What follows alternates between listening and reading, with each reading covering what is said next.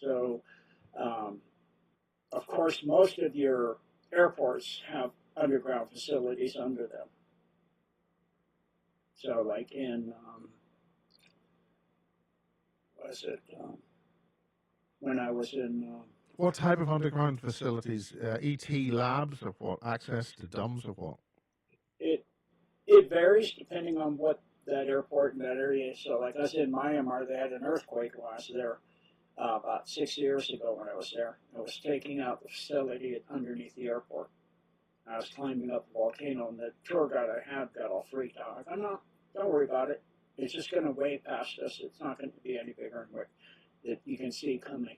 He was all freaking out, and I was like, no, no, it's okay, because I'm able to hear, the sub frequencies, the low hump like throbbing. Most people can't hear it, but I was born with that, a wide range of hearing, and so I can. It's not like hearing. I can feel my eardrum move, like pulsing, and so I said, "That's." I can feel how strong it's going to be, and I said, "That's all there's going to be." So you have different facilities, and depending on where on Earth it is and what type of energy is focused there, and as well as what kind of focus from non-terrestrials have been there over time. And non-terrestrials have been coming to Earth since forever, since it came into existence. Even before it was called the Earth, it was a moon. It was called Kingu. It was a moon orbiting the planet Tiamat. That was between Mars and Jupiter. So when that planet was destroyed, we came to be put in orbit here, and so then it became Earth. But before that, there were still non-terrestrial beings of this sphere coming to this sphere, and of course Tiamat was hub itself, and then it was destroyed by the Orion Syndicate by misaligning the Nemesis system again, and caused a planet to crash into it and destroy it. And so that displaced Venus, Earth, and several other things, and created the asteroid belt that lies where the remnant of it is Ceres, a small planetoid. And then they did it before that one time that destroyed our 12th planet and created the Kuiper belt and destroyed the Nemesis system's 12th, 11th, and 10th planet. That was the Mon massive flood during that time that destroyed that empire. So that was when we were Kingu, though, on Kingu, on a moon of Tiamat, which is a giant-sized planet. And that also got Mars's moons of Phobos and Deimos, which is the liquid mantle. The northern hemisphere and southern hemisphere have different charge. So it separates out into two pieces, and so those are the moons of Mars. And then you got the asteroid belt, and then some of the oceans and the atmosphere became the rings of Saturn. They called it the ring makers. They captured it and created a soul trap with Saturn and a couple moons, and our moon was towed into place, and it became a soul trap. So it would harvest souls, send them to the rings of Saturn, go in the south pole of Saturn that literally looks like the all-seeing eye, and then go through a holographic few lifetimes of torture, and then come out the northern hexagram storm and be sent back to our moon by one of Mimas or Tethys moons. Be beamed back. They have craters on Mimas and Tethys that are six-sided. Obviously not natural. Craters aren't made six-sided when something crashes in. So then it's beamed back to our moon, and then it's put in a body waiting for a soul to come in, baby being born, and so that's the soul trap of our solar system.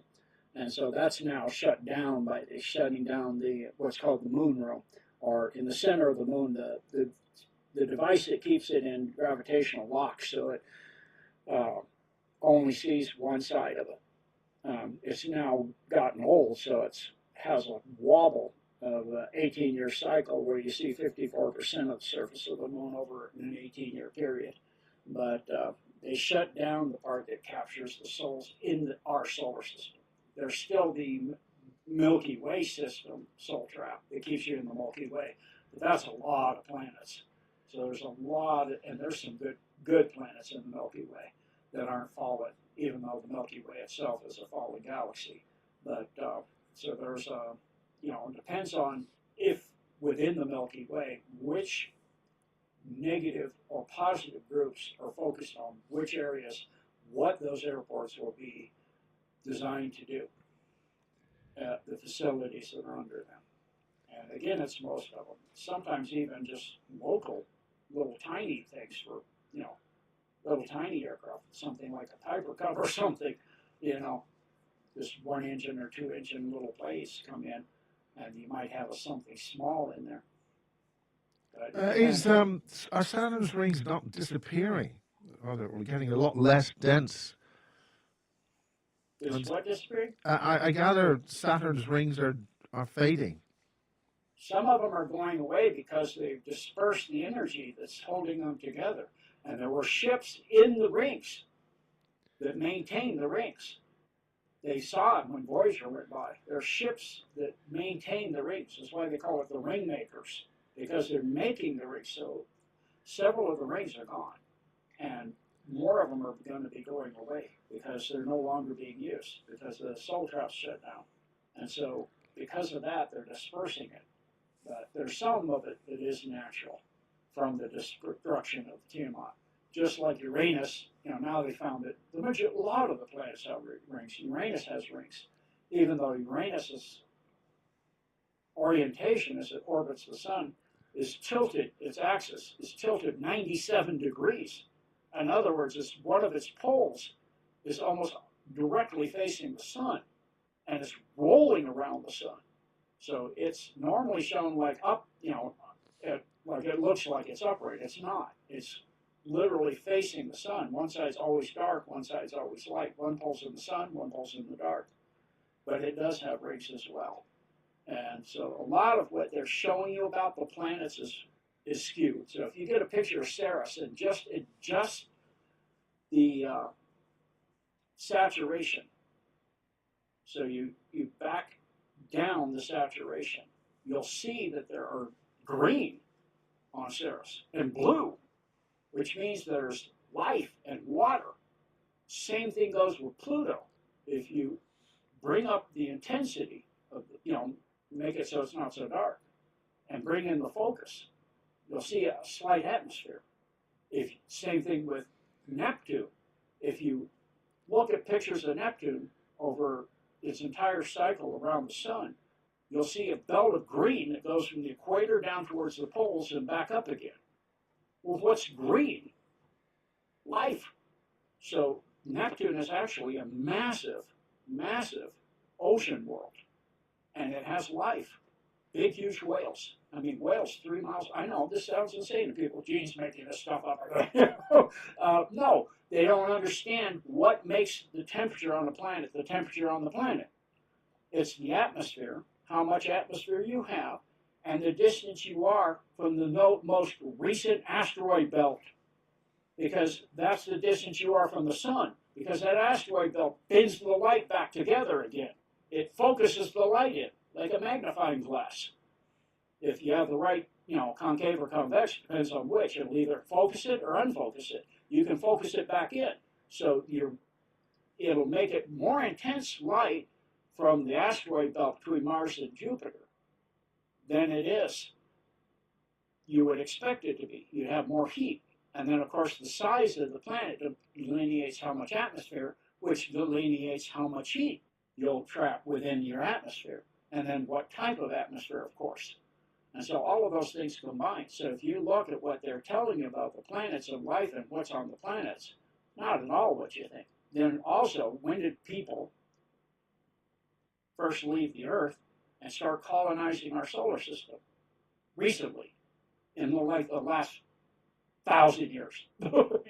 Before the Vimana and the Indus Valley civilization that had, anti-gravity travel and was going out in our system. They had that too. And before Atlantis and Lemuria had that, they had that too. And so since then, since the Dark Ages, we'll say. So when we came out and we had the Industrial Revolution, since that time, the first people out there were the NAZIs in the 1930s. They went to the moon and Mars.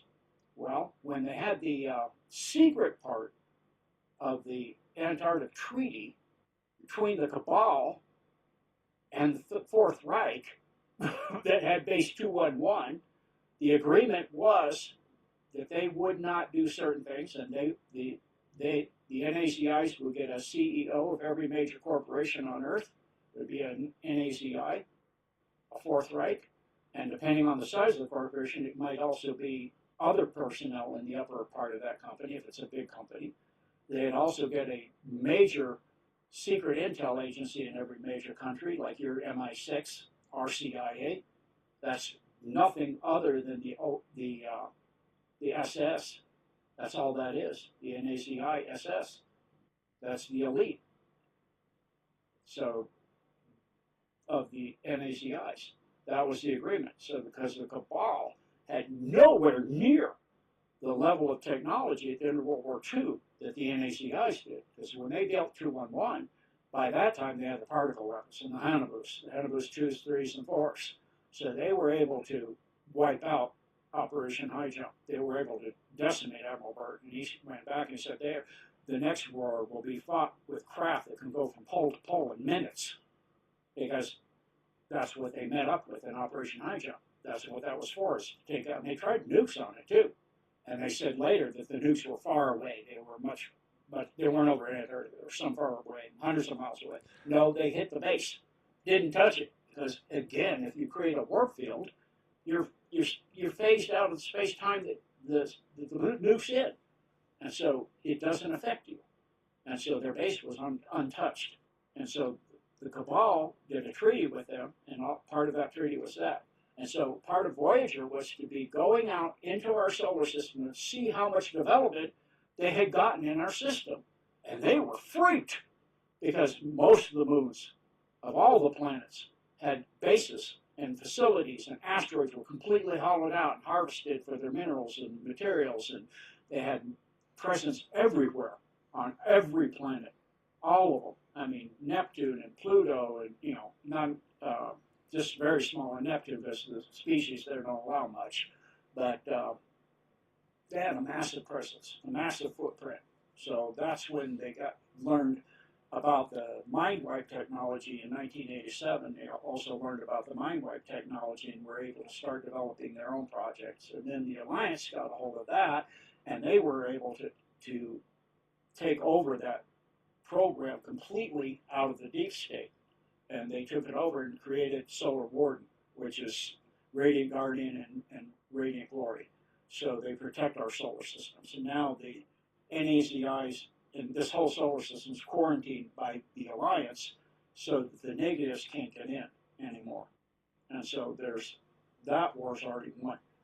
It's just what's left on Earth. And also Gene, the entire Orion arm of the Milky Way, that war's won too. That's pretty much done. Yes, go ahead. keep on getting this thing about Cork. There were special experiments down there at some kind of radar or something, I think, during World War II. But I mean, the secrets of UFOs lie in Cork Harbour. I mean, what's so special about Cork? And I'm going to say something else. Is the Milky Way a colliding galaxy into our galaxy? I heard that once. Milky Way is the galaxy we're in. Yeah, I was very surprised that we've we're got a colliding galaxy coming in, entering. Yeah, so the Milky Way is, well, first I'll answer your first question and go to your second one. Okay, so in the case of a interest in any area on Earth, as far as the Cabal goes, it has to do with ley lines, which has to do with energy and being able to use energy and open up portals or detonate nuclear devices or any of that stuff. It all ties into ley lines. Everything's about energy and alignment with energy. So if you look at the electromagnetic field of the Earth, north to south, it's a bar magnet. However, there's also an energy field that's like a figure eight, where it goes into the pole. So if you have the North Pole, that's positive ions going in. Or excuse me, if you have the North Pole, that's positive ions going in, because that's the negative pole of the Earth, and opposites attract in this case. So it pulls that in, and then the same, I think I have this right, But anyway, the North Pole is actually the negative pole of the Earth, and the South Pole, Antarctica, is the positive pole.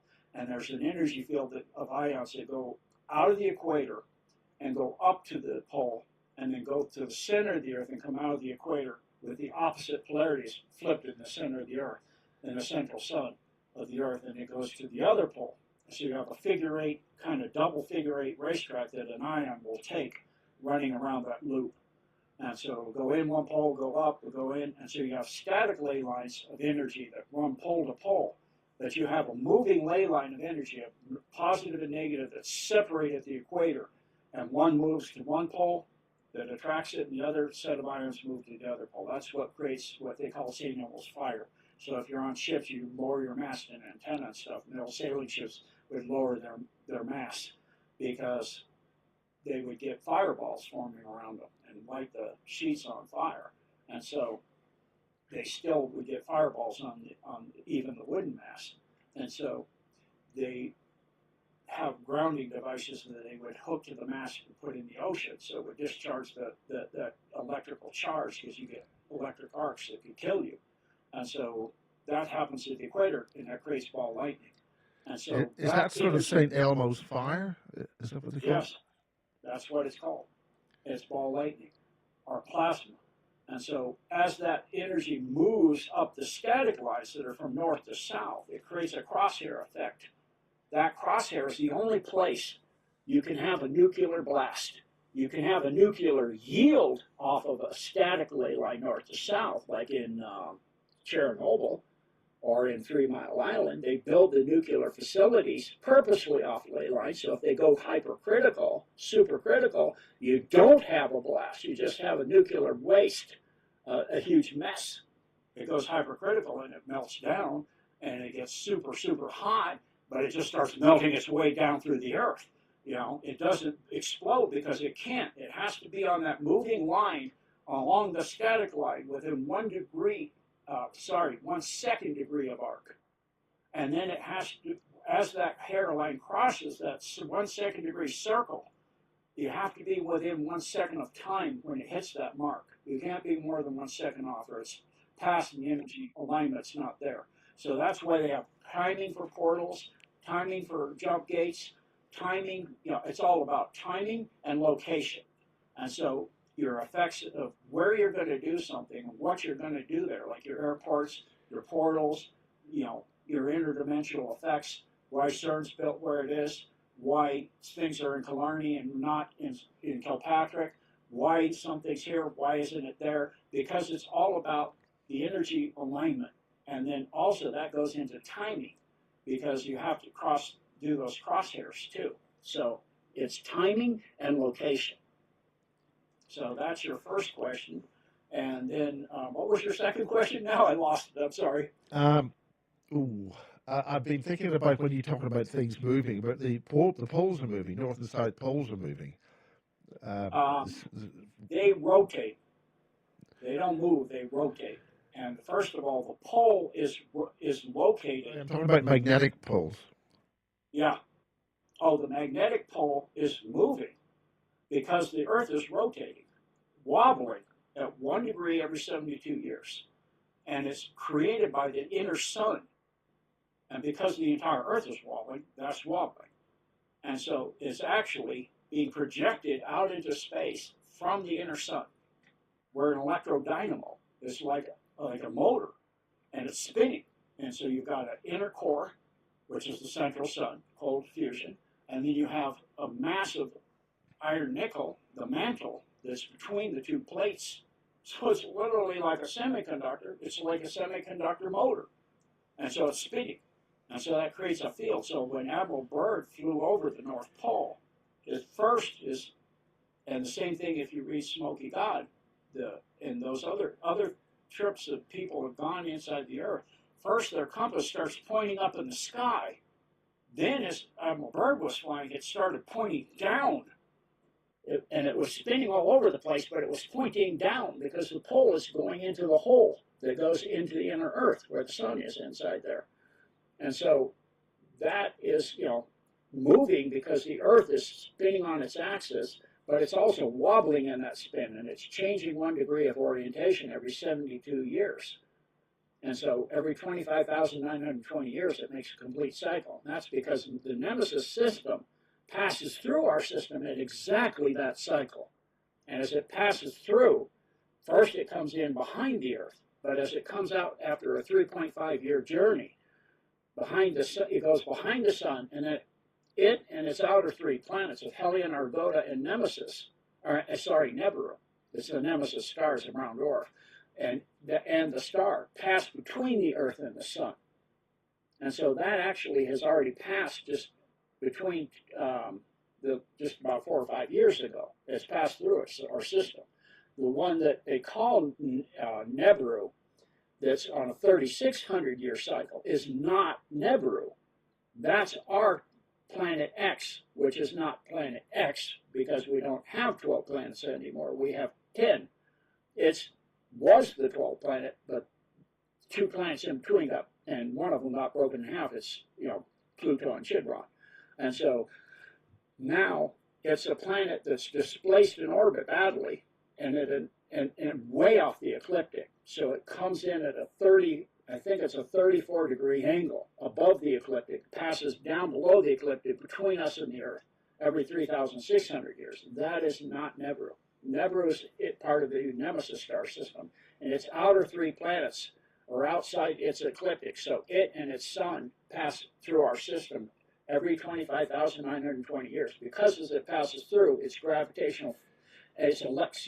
electromagnetic field is exactly the same orientation as ours.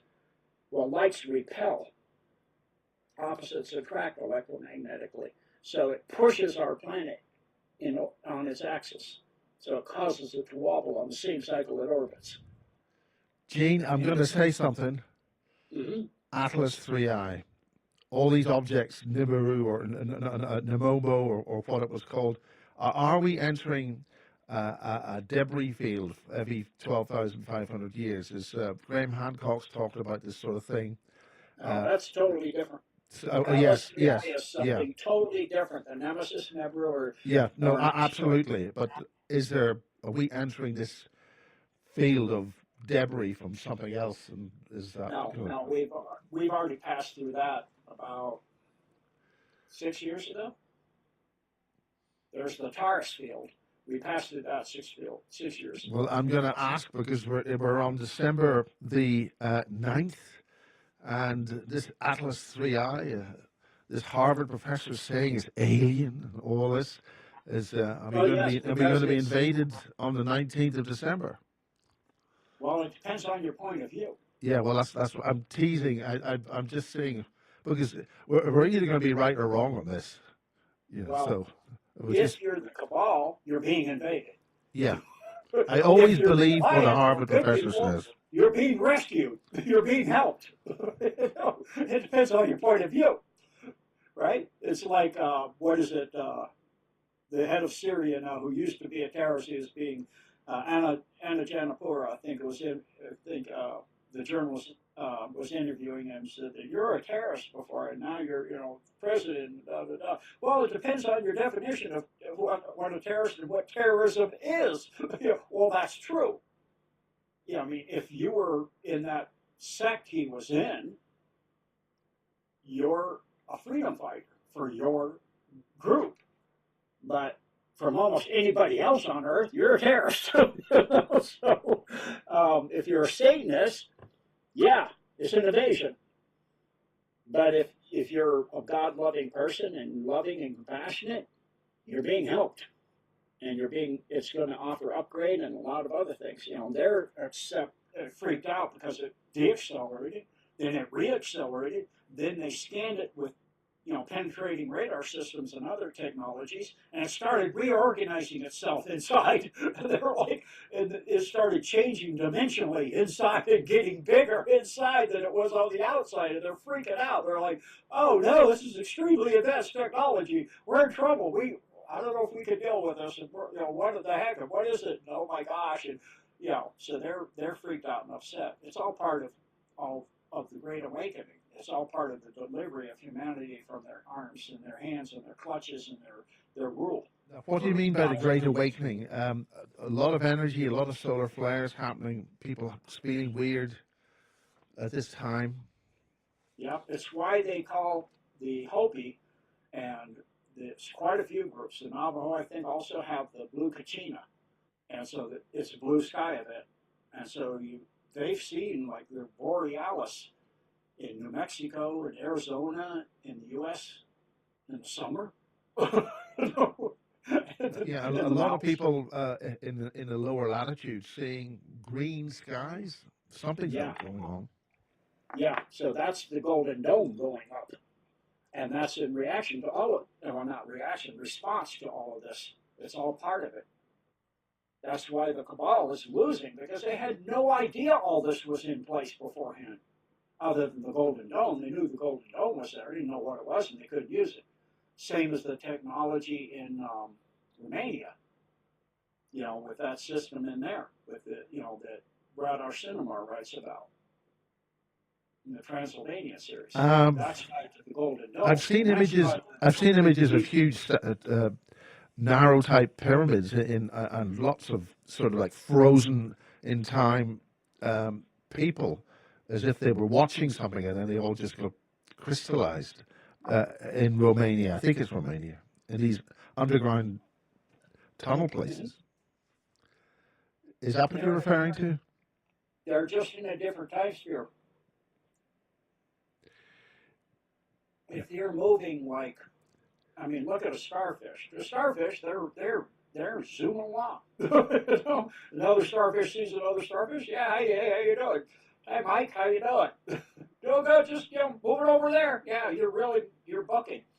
But if a hummingbird were to look at you, it's like looking at a starfish. Are you moving? So you're like standing still because their sense of time is 12 to 1 to ours. Their wings look like a blur. They're doing a figure eight. They're moving their wings in a figure eight, and they can move backwards and forwards and sideways and diagonally because of that. And their sense of time is 12 to 1, same as us on a starfish. Well, the people that look like they're frozen, they're in a time sphere that's millions of times dilated. So it looks like they're not moving at all. Their time sphere will come to alignment with us when the time is, don't know whatever word you, when the alignments of the flow of time come in, they will come into our time movement, into our rate of moving through time. I mean, here in Wiltshire, there's some stones which the National Trust say, oh, we're trying to protect the lichens on these stones. But others have sensed that they're actually beings who came in through a portal and they're sort of stuck in time, just like what you're referring to. Mm-hmm. So they look like rock, they're as if they're in the rock, but they're Yeah, a lot of that's, there's a lot of things that people think is one thing and it's not. It's something totally else. So one of them is you will see spheres, perfect spheres. They're just, people say it's just rocks. They crack them open, like in, where's that huge pyramid? Let me see if I can remember. It's in Europe somewhere. The Bosnian pyramids. Bosnian pyramid, thank you. Who look as if they've been covered over by a mud flood. Or something. It's just a creation of material because it's over 40,000 years old. It's made of concrete, and because it's like 100 on the scale of both scales of porosity and density, which we don't know how to make concrete like that anymore. And then the border between it is a local clay, but it's been heated in place to hundreds of degrees, over 875 degrees. We don't know how to do that either. But because it's concrete, it captures, you use water in concrete to make it. So it's got organic material, so you can carbon date it. So it's over 40,000 years old.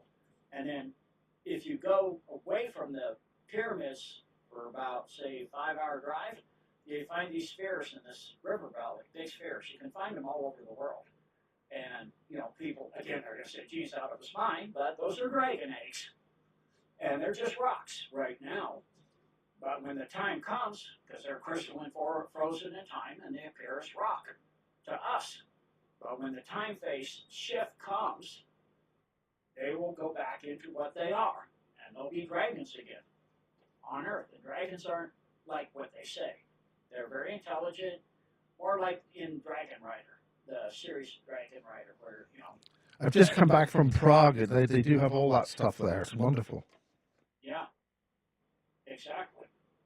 So, the ancient tales and all of that, you got to look at who's saying what. Why are the dragons all being killed and evil? Yeah, because they're beings that shepherded humanity. Well, the Cabal doesn't want shepherds that are that ferocious and protecting humanity. And the good humans made a lifetime bond with a dragon, and we're the dragon riders. Well, that's the last thing the Cabal wants, something that ferocious, so they killed them all. I was shocked to see the amount of Masonic architecture in Prague, but also I didn't realize that George killing the dragon. I thought that was an English flag thing, but of course it isn't. This is something which is much more widespread. Is that what you're referring to? Well, you see dragons, it doesn't matter. There's different species, different kinds, subspecies, so to speak, like the long, thin ones in China. And then you got heavy, thick-bodied ones in Northern Europe. And, it depends on, some of them have wings, some of them don't have wings. But most of them have wings, and some of them have 4 wings. So it depends on the type. But you see them, you can't, people just say, well, what is it? It's just imagination. Well, then why do you see it for thousands and thousands of years all over the world, everywhere? You have them. I mean, it's like Graham Hancock said, there's got to be some reason why you have pyramids everywhere. And supposed civilizations that had no contact are separated by thousands of years. Same thing goes with dragons. Same goes with the little people. There's got to be something foundational for that. And there is. But our history's been so badly tampered with, it's so badly written by the winners, who are the evil bad guys, that we don't know what it is. Because it doesn't serve them for us to know. Because, again, inside the Earth, there are dragons still. And there are dinosaurs still. And there are a lot of these things that are gone from the surface of the Earth because the Cabal didn't take over the inside of the Earth. They didn't allow them to. I've heard sightings of dinosaurs running around causing trouble.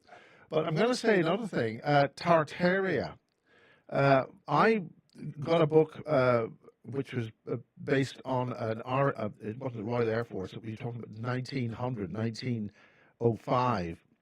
They were training pilots they needed to train pilots for aerial reconnaissance. And I've got a book of the pictures they took. And the infrastructure of roads at the early part of the start of the 20th century is immensely intact and in very high quality condition. Did they not have electric cars in the early 1800s, and this was all taken off us with this so-called Tartarian thing? Well, before that, they had anti-gravity and, craft like the Brahman and all that. But that's another timeline. That's a different Earth. The Cabal on that Earth truncated it and destroyed it all and tucked it into this timeline. It merged into this timeline. So it brought with it the buildings and stuff and a few of the people, not many. The people are much taller. They're like 9, 10, 12 feet tall. And huge entrances. I mean, I thought that was because people were on their horses, were riding into a building, and high mantelpieces in buildings. No, that's because that's how tall they were. That's what they don't tell you, is people have been getting smaller and smaller and smaller for a very, very, very long time. So if you go in Egypt, in the Valley of the Kings, and you look there, you still have some of the people from ancient times that are 60 feet tall. That's why the doorways are that tall, because it's built for the gods, but it's not the gods. And then you also have the Nephilim, which are giants too. So you've got both good guys and bad guys, and they're fighting and killing each other, even back then. And so the bad guys won. But now that's turning around, and Earth is getting its freedom. All of it, not just humanity. There's still some of those types out there, both the good ones and the bad ones. Well, Gene, we're getting on the show. Is there any particular things that you want to talk about in terms of? I mean, there's a heck of a lot of stuff around the so-called British Isles, um, with portals and energy fields. I mean, the southwest of Cork and the southwest of England have have the same sort of energetic uh, structures. You know, St. Ives and all that sort of place. The Nazis. Sorry, I can't say that. But they were there studying very detailed analysis of the energy lines and doing an awful lot more work on the Earth's energy grids. And likewise, Southwest Ireland and Cork and Dingle. Um, who do you think won that war, or was there a winner, or are they still doing it? Um, it's hard to say because the history's so distorted. As, but the winners wrote the history, and in the case of this world, that's usually the bad guys. So I would say the bad ones won. But I saw Josie had her hand up, so Yeah, look, I think we should maybe sort of try and counter this. I'm so appreciative of your time, Jean, and maybe it would probably be wonderful if you would come back and join us because I think we could have another 2 or 3 shows just talking about sort of the geography of the UK and Ireland. So talk us through the roots in around sort of. I'll focus on Ireland just because that is my point that I wanted to get started because generally we kind of get a wee bit forgotten about, over here. So tell me, what kind of routes do you know about from Ireland? What ports do they use? Um, Miles had said there that Cork Harbour is some big hub, where there seems to be an awful lot that's happening in underneath the water there. And there seems to be like sub bases and so forth. So tell me, what do you know about which ports are used and where are the routes that are coming through there? You'd mentioned before that there was a route that goes from Cork that travels up towards Killarney, up through Clare to Galway, heading up to Lough Cara. So that's one route that you've established already, and there's a route that runs from sort of Galway to Dublin. And I was wondering if there's a route that runs sort of Cork west to the likes of sort of Bantry and also if there's a route from Cork that runs out to the east to Waterford and Wexford, and how are they sort of navigating their way up through the city or through the entire country? We should yeah, know. you have those tunnels. The main focus I did before was on the dumps that are for the deep state. So you have massive amounts of tunnels and connections, both maglev and even submarine tunnels, and then underground highways and roadways, and then even smaller ones too.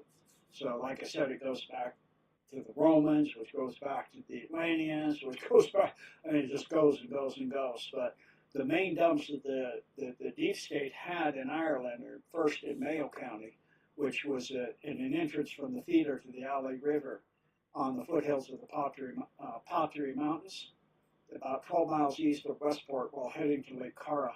And that facility is over 1,000 years old. It shows you what I mean about how old this stuff is. And then the next one was Station Island, and that's relatively new, but that's high-level demonic stuff, and that was satanic ritual and ninth circle sacrifice area underneath there. And so if you look at that from above, you have a stylized in the landscaping the all-seeing eye, and the eye of Horus. So they love their symbology. They seem to always have to do that. And then you have the part of the Orion star system delineated out in the buildings of that station island. And then those are the only main systems of domes that the deep state had in Ireland, actual domes. And then those are tied directly to Scotland, like I was saying. You have Balmoral Castle, which is a ritual sacrifice area with a large tunnel that goes to Windsor Castle. And then you had in Wales, you have Brecon Beacons dome. And this is, it's so ancient they don't even know what civilization built it, but it's an elite group called the Group 58 that ran that dump, and it was Yeah, the formed by Brecon Beacon's very, very nasty stuff there. Yeah, that was formed by Margaret Thatcher. Very, very nasty in the 1980s. At the sites of crashed ET craft, an ET craft they brought down in Britain in there, and even though the 58 group was formed by Margaret Thatcher, it's a UN group now. And so the UN Group 58 they have an identity card with a hologram, even in the 80s on it. Very clandestine. It has a secret motorway that goes into it. And there are photos that show that 16, 20-year-old girls have been mutilated, genitals removed, eyeballs removed, and dumped on the side of roads, skin missing, to cast it on the aliens. It's not the aliens, it's the deep state. So that's how they do it. You know, all these abductions and stuff, it's deep state. If you look at Stephen Greer, he talks about that. So it's a also, likewise, in north of Scotland near John O'Groats, there's actually a case broken there of an isolated house there that received girls on the railway lines. You used about 4 different stations on that railway line. It's all in the newspapers up there now. Yeah, and then and also in Scotland you have St. Bride's Bay, which is a submarine entrance, and so that location is in the Welsh Triangle, as they call it, and that's heavily alien, non-terrestrial. And it's near the entrance is at Stack Rocks at St. Bride's Bay, and so the submarines go in at Stack Rocks. I think Peter Paget wrote a book on that, the Welsh Triangle, Yes. and the MOD banned it. No, they didn't ban it. They simply bought all its copies. But that's now back in release. Oh, that's awesome. Yeah, I didn't know that. I knew about his book, and there's actually a movie made off his book, too.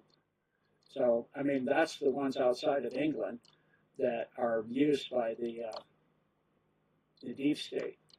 And for the alliance, I mean, the deep state for the UK, there's about 24, so that I know of. So you have Bentwaters, Rendlesham, in Rendlesham Forest. Peter Paget talked about that. That's base 48.3 workshop. He put that in his workshop disclosure part 2 of September 7, 2015 in his basis project. And it's about... He got quite a telling off from the Daily Mail on that. He has suffered for that. Yeah. Mm-hmm.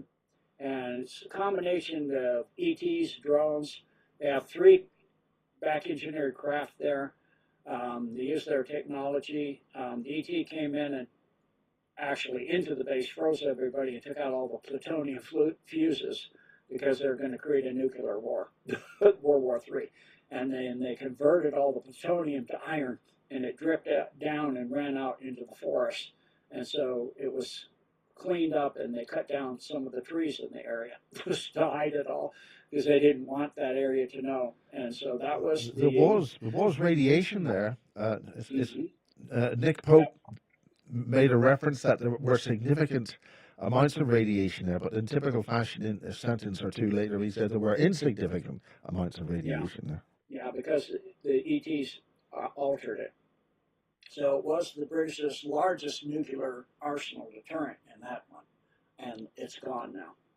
It was just, mutually assured destruction, so to speak, but they're going to start mutually assured destruction.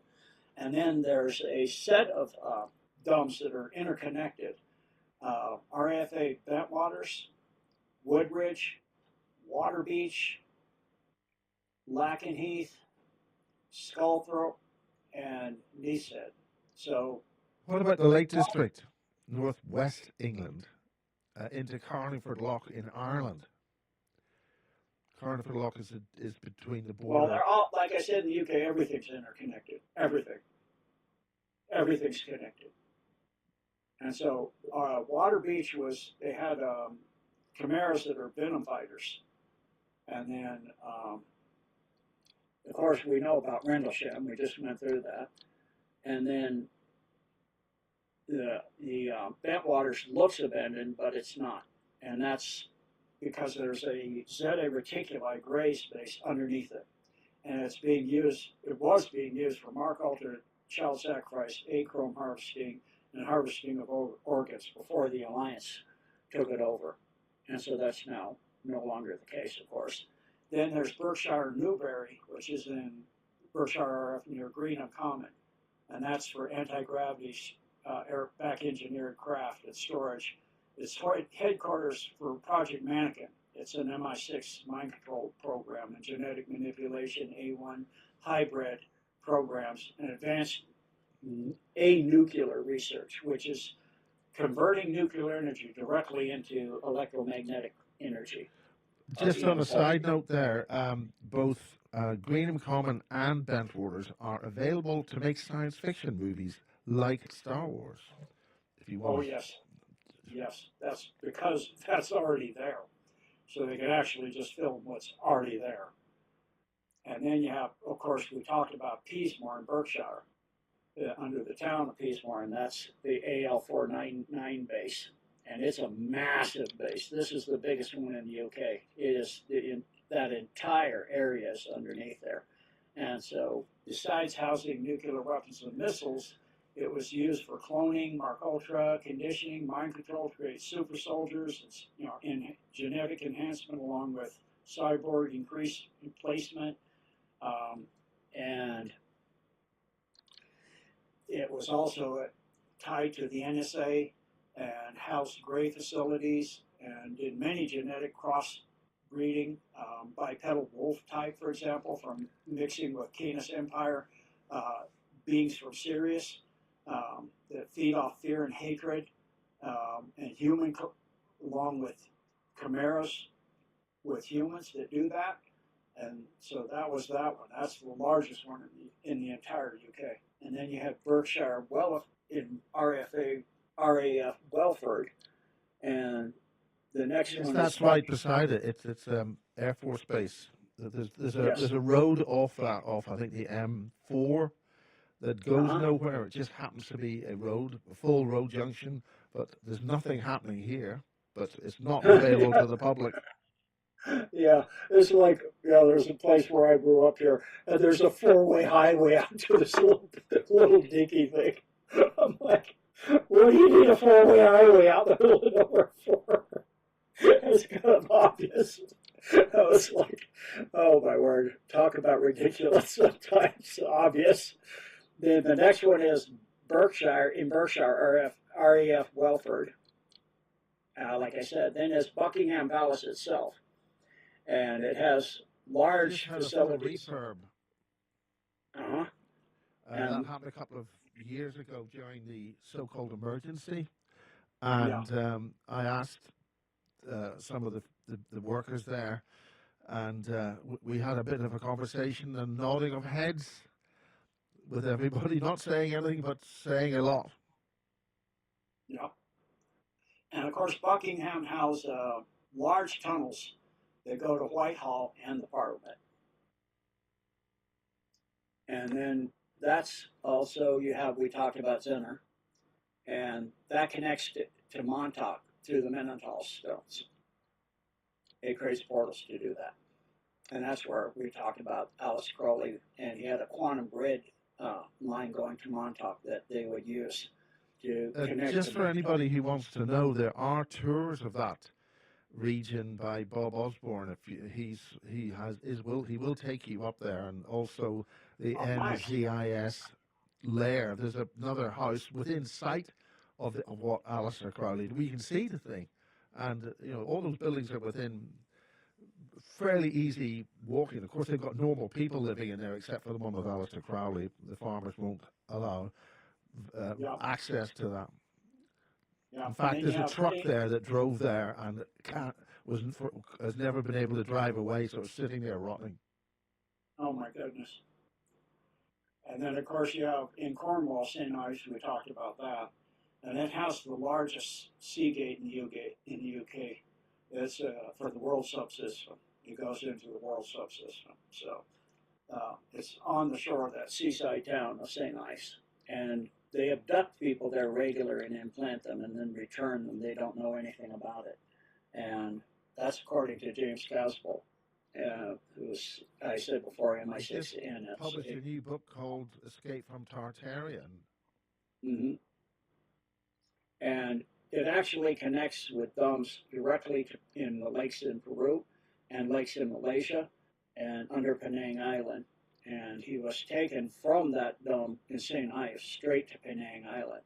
So it shows you. And then that was also connected to Aleister Crowley's conjurings and stuff with children and missing children and Zenner and all of that, and tied to non-terrestrial stuff. So, and the Devon police actually in Cornwall had reports of missing children in that area as well. And like you said, D.H. Lawrence stayed at a small cottage in Zenner, and he heard explosions while he was there coming from deep underground. And then we talked about Carn Cottage, which is part of the wild, rugged landscape, the Zenner Hill area, for over 200 years. It's an ancient burial area. So, of course, that's going to attract stuff. And Crowley was doing all his conjuring. That's where he had his main area, where he was doing stuff. And so there's a lot of Satanism and Greys and Reptilians connection to that area as well. I think he was communicating with Jack Parsons yes. in the States at the time. Yes. And we talked about the Clouds House. We've gone through that one. And all about what's in there. And our RAF Lackett Heath, we talked about that in Suffolk. And that's a Monsoon 1 facility. That's 70 miles northwest of London, about 25 miles from Cambridge. It's now completely run by the U.S. Air Force. It's a White Hats, actually the Space Force now. And it's now working with Sandia Labs, which is also taken by the Alliance. And then Liverpool has miles of tunnels under it. I mean, and a lot of that was child sacrifice and torture and acorn harvesting and satanic rituals, like under the Metropolitan Cathedral. There's a lot of Masonic symbology in that, and in the Anglican Cathedral in that area. And the Metropolitan Cathedral is, if you know your symbology, is the most satanic-looking thing you've ever seen as far as a church. And then in London, you had a CLC-1 base under Westminster in the Parliament, under the Parliament, and that had sacrifice and demonics going on. And an intricate maze of tunnels under the entire city that connected everything, like the new Victoria Tube Line, to the Intercontinental Hotel on Park Lane, to Buckingham Palace, to Hyde Park Station, Hyde Park Tube Station. Maglev connects to Maglev's with tunnels and to the residences and offices of 10 Downing Street, the offices of the Prime Minister, the office of the Chancellor, of the Executive, and a lot of this was actually built by George Downing himself, under King Charles II, as he was a spy for Oliver Cromwell, and so he actually built a lot of that way, way, way back then.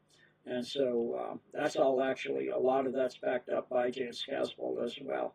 And that also has a Stargate to a planet in the Sirius system. James Casbolt said he was actually taken through that to the Sirius system to a planet in Sirius. He said it was Sirius B, and they had 7 pentagons in one area. And that our Pentagon in Arlington in the U.S. and Virginia is an exact replicate of those ancient pentagons on Sirius. So that's, he said, where those pentagons, the U.S. got that idea, is from that one. And then Manchester, and that's has tunnels to Wales and Ireland from that dome in Manchester. And there's many of the tunnels that go, for example, most of your hospitals, the Royal Infirmary, that has a facility under it for Mark Ultra and harvesting and all that. And then you have Menwith Hill, and that's now a Space Force facility, NSA originally, but it's now space-based. And you have Oxfordshire, that's Harwell Laboratories, and that deals in quantum research and AI for medical and space applications. Now, it was, converted from what the deep state had it. Then you have Shrivenham, you talked about that before, the Watchfield Military Science College Defense Academy Institute, and that has tunnels and entrances under it. They go to from Shrivenham to between Shrivenham and Watchfield, and the southwest corner of Oxfordshire in the Vale of the White Horse, and that goes to Staffordshire and Porton Downs. And we talked about Porton Downs already too. And so that's in the last stages of being cleaned out. And that's a defense science and technology laboratory there, is what that was. And it has 6 levels in it. So they were operating hybrid, they were doing hybridization, in other words, chimeras, Project Mannequin, Super Soldiers, Mark Ultra program, and for decades research chemical and all kinds of other research on human beings. It's probably one of the longest running programs there anywhere on Earth. And so it has a deep and dark history. And then that actually is connected to tunnels that go straight to the Strangeway prison dump, because the Strangeway prison has a 100-year history of executions and riots and terrible stuff going on. And so that most prisons have tunnels and domes under them, but Strangeways is one of the most dark ones on Earth. And then that's, of course, all of this is interconnected. Then you have in Westminster, the UK Parliament, which has a large underground area for rituals, of course, tunnels to Buckingham Palace, Whitehall, and Windsor Castle. And it had a massive area, massive area of gold storage and ancient artifacts. And then you have Whitehall itself. And so in Whitehall, you have the systems that go to Buckingham Palace. This is the hub. So the tunnels all hub from Whitehall. And they go to Buckingham and Windsor Castle, Buckingham Palace, Windsor Castle, Parliament, Balmoral Castle in Scotland. And then lastly, we already talked about Wiltshire, Corsham, and the massive computer that kept all of the secrets. It was called the CCC. It was like the center hub for all of the blackmail on everybody on Earth, and it was tied to the one in Israel. And so that's when Israel was hit by Iran, the Golden Dome got a hold of that, and that's what it's blackmailing everybody with. And so it's sometimes referred as tunnel quarry, but because it has an underground stone quarry that was converted to an ammunition dump during World War II. And we already talked about Rudloe Manor. It's under the Royal Air Force Base, or RFA box, just outside of Bath in southern England. And that's, the area for the royal family for continuity of government to go to. It's like the British Area 51, where they do back engineering of down non-terrestrial craft, alien autopsies, interrogations of aliens.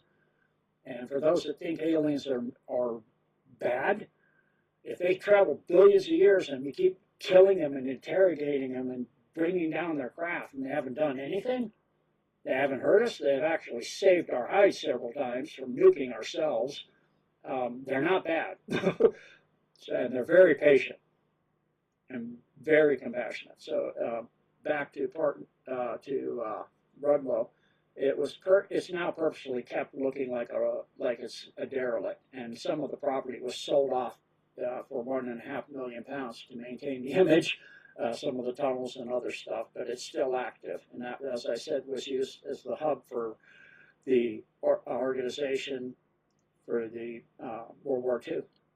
And then Windsor Castle, we talked about that. I talked about that already. That had a large underground area for ritual sacrifice, tunnels to Buckingham, Whitehall, Parliament, Balmoral Castle. It has a small tunnel that goes under this is the one that goes under Hadrian's Wall. It goes from Windsor Castle, and then it goes to the catacombs in Paris.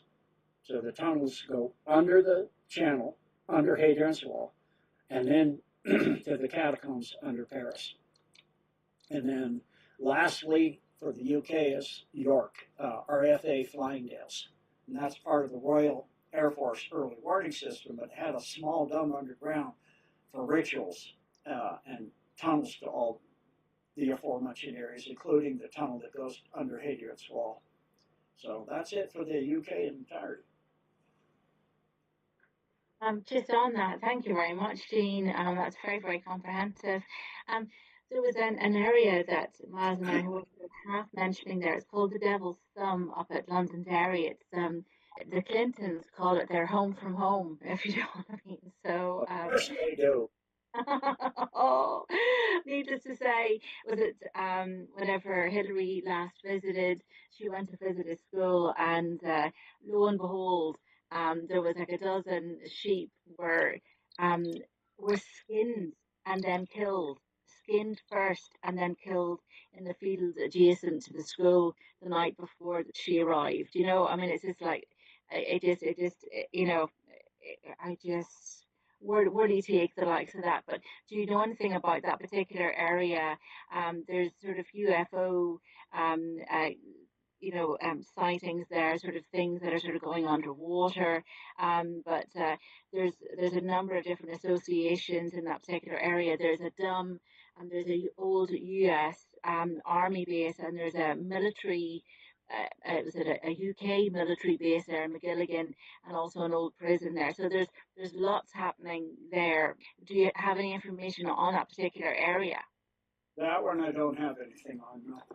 Okay, okay. There's also there was the landing place of the Anunnaki in the Leitrim Sligo area. It's called the Mountain of Iron. Now, apparently Himmler had sent. This is in around sort of wartime. Himmler had sent some of his men to come and recover some core samples of the iron from Iron Mountain. Um, and that this allegedly was found in Hitler's vault. Have you heard anything about that? Yeah, Hitler was sending people all over the world to find anything. Yeah. They didn't really find anything from there. Okay. Where they found stuff was Tibet. Okay. That's the main area with the green men, as they call them in Tibet, that they got technology and some other things. And then, of course, they got a few things from the Middle Eastern areas. But the Iron Mountain, all they got is iron. Yeah. Well, just a small point. Do you know anything about any dams in Waterford? I was just posing a question with a friend there. We were talking about the Stanley Kubrick film Barry Lyndon or Barry Lyndon. It was recorded in Waterford in the south of Ireland, and it was in amongst all of the mind-bending films that Stanley Kubrick was doing, sort of about sort of filmed with the NASA cameras and sort of going to the moon and all of this kind of stuff. And then all of a sudden he's sitting in some house in Waterford City doing an entire film. And we're sort of saying there's something more to this.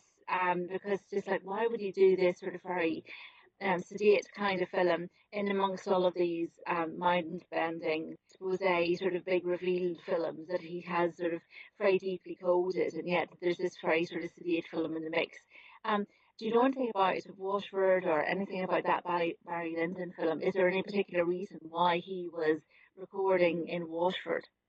No, I don't know about that one either. But yeah, I'm back onto Iron Mountain. I do have to say that they did remove, beside iron, they removed gold. And there was ancient iron bronze works in the Iron Mountain area from the Celts. And so they found some beautiful jewelry, bronze jewelry with some unique gems in it and things like that, that they, of course, still stole and they've never been seen again. But unfortunately, because they're ancient and very old and very beautiful Yeah. and unique, can't be found anywhere else on Earth, so they're gone. Who knows where? Probably off world or base 211, Yeah. squirreled away there.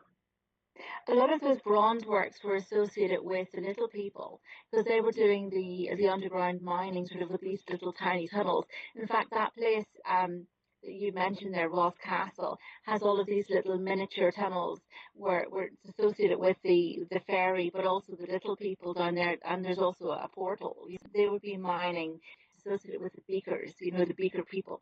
They were mining all of these metals. This was sort of spiritual significance associated with the metals that were found underground. Yeah, so yeah, Yeah, a lot of that's all over the British Isles. You have very high activity with the little people. In fact, from my understanding, excuse me, part of the battle of King Arthur with the battle between them and the Picts with the what was his name? Merlin. hmm Merlin had the little people on his side, and that's why King Arthur wound up kind of not winning that one. Well, there's some stories. There's a lady, Dr. Martinez, and she wrote a book about the little people. She's also connected with a religion called the Osabes. But she'd stated that the little people were likely the builders helped build the pyramids, and then she links that through to bas relief carvings, where in with the pharaohs there are not children but little people, that sort of that they seem to be sort of kind of knowing what was going on, and that they were actually sort of a lot of the brains behind that particular outfit. Well, actually, you did have a, so to speak, princess from Egypt that went to the Isles. Yeah, well, there's Specifically Scotland. Her name was Scotta. yeah, Scotia. Yeah, absolutely, And Scotia. she Yeah, changed her name. Her original name was Meritidin, and she was the daughter of Akhenaten. that's correct. That's correct. Yeah. Funny that line that you were talking about for the St. Michael's and so forth off the west coast of Ireland and Killarney and from Tara, that actually that line travels through her the place where she's allegedly to have died. So Yeah. that's meant to be sort of the inauguration line. That's one of the critical points on it. So she wasn't a particularly nice preacher, So uh, but she was said to be sort of the mother of the Freemasonry, and but yeah, she went after she was fighting the Tuatha De Danann, sort of the fairy, the she, so or the people of the Sid Mines, and but she wouldn't have been well liked, sort of the Book of Invasions is where her sons came and sort of invaded Ireland, so but she wouldn't yeah, and so anyway, she sort of pretty much sort of massacred the Tuatha Dé. So she wasn't a particularly nice person, But yeah, there is a big connection. But also there was Pharaoh King Menes. In fact, there's a lot of sort of pharaonic artifacts in around sort of Ireland still, and King Menes and King Bez, pre-dynasty and Egyptian monarchs that had come to Ireland, and there's still artifacts that remain sort of from their visit here. So which is kind of interesting. Bez, he's a dwarf. The little people, interestingly, the little people and the likes of dragons and Anunnaki commemorated in the high crosses and in early Christianity in the whole of the Ireland, like in some of the Clonmacnoise cathedrals. And there's carvings of dragons sort of in there as well as on the high crosses, but it was the great advocates of early, I suppose, Coptic and Egyptian Christianity that first came to Ireland. They were meant to have taught St. Patrick, were said to have been little people. So it's sort of piecing the whole thing together, but it's a fairly complex kind of a story, but very different to what we would have heard. Absolutely. It's been an absolute delight to have you with us, Jean, and hopefully we can sort of catch up again. And this has been an absolute treat for myself and Miles. So, Miles, do you want to say some words here? I think it's really great. Well, I'll It's speak good on to get Miles's behalf. It's So sorry. It's good. look, It's good. Sorry, you can't hear me. Sorry, I was did the wrong knob. Thank you very much, Gene. It's been a big honour, and it's great to hear from you, and to get some more information about these islands off the coast of Europe. Thank you. Yes, absolutely. Thank you. well, thank you very much. Look, we'll wrap this up. An absolute pleasure. And just, do you know what? We'll just say a few last words about James Rink, because I know that Jean, you and James were good friends, and just that we all miss him, and we're all very shocked about what happened to James in the last Terrible. week. Yeah, yeah. So many good people have gone already. I mean, I started out with, mostly one of the key persons primarily responsible for getting me out there was Kirsten Long, Kirsten Yeah. Doug. Yeah, and she's gone, and now James Rink, and I've had some other people closer to me that help me with things and were in communications with me recently that are gone as well. So it's just the times we're in, and plus with the shedding and that stuff combined in there, it's a lot of people are leaving now. It's that time. He was in a Yeah. hell of a state. I was quite shocked to see him when we Well, I promoted his kind recent of thought conference. he looked. The last thing I saw that he was doing, he looked pretty drawn and like. I think he was poisoned, and I think people who I did don't it. know. I don't know, but he didn't look good then. He looks So, horrendous. I couldn't believe it. Shocked. yeah. It's only about a week ago now. But a really good man, real kind person, and so like world will be missing his presence. So Absolutely. it was an honor to know him and to be able to be on his platform a couple times. So thank you, James, and we'll see you out there as Yeah. I go, and leave this place. Thank you, sir.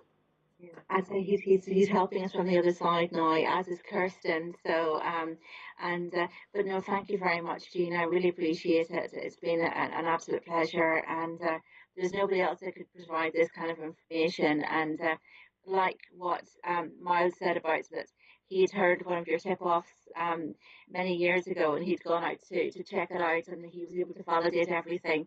There was another